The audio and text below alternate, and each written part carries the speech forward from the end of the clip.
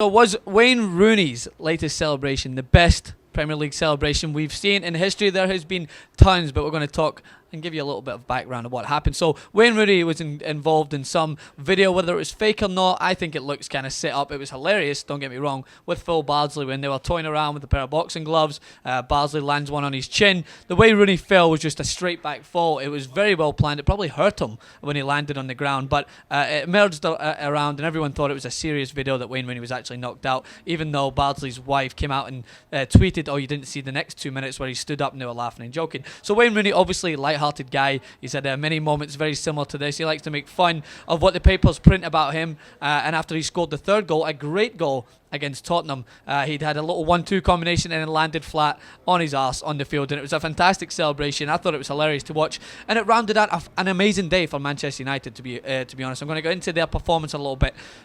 Louis van Gaal finally plays Juan Mata Herrera in there, and even with Michael Carrick coming back, they just looked like a far superior team to what they have been in recent games. They looked like they played against their opponents fully aware of their own strengths and not worrying so much about their opponent's strengths. Like, they play Old Trafford and almost are scared sometimes to fully attack teams because they know they're susceptible to counter-attacks and conceding goals. But finally, they looked in full flow going forward, without some of the huger names that they had in the Falcao Di Marias of the world. They look better going forward. Wayne Rooney absolutely needs to play up front. I've been saying this all season. They look like a different team when he's understanding of what his midfielders are playing with him, and they honestly looked like they enjoyed themselves for the first time this season. So it was a promising sign for Louis van Gaal's team, but the celebration obviously was the highlight of it. And I want to bring up some of the celebrations in the past. So recently, Luis Suarez, we know, against Everton, definitely rattled some cans around there on David Moyes' side when he decided to dive right in front of him in order to mock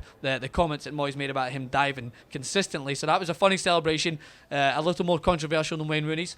Jimmy Bullard's celebration for me, hands down. Remember Phil Brown when he took out his players at half-time? Instead of taking them into the dressing room, he decided to give them an absolute rollicking on the field in front of the fans because they were disastrous in that game. And to reciprocate that, Jimmy Ballard scored a penalty against Manchester City, sat down his fellow players and gave them a little talking to in order to mock his coach. It was fantastic. Even his coach received it well. And for me, that's been the best celebration I think I've seen in the last 10 years. And you probably recognise it from FIFA because it's been recreated when you score a goal. It happens in FIFA. So those are a couple that are notable for me. There is tons of celebrations out there. Good, bad, ugly, controversial, hilarious. Let us know what ones you think are the best in the comment section below. Be sure to subscribe to TYT Sports. Plenty more coverage coming your way.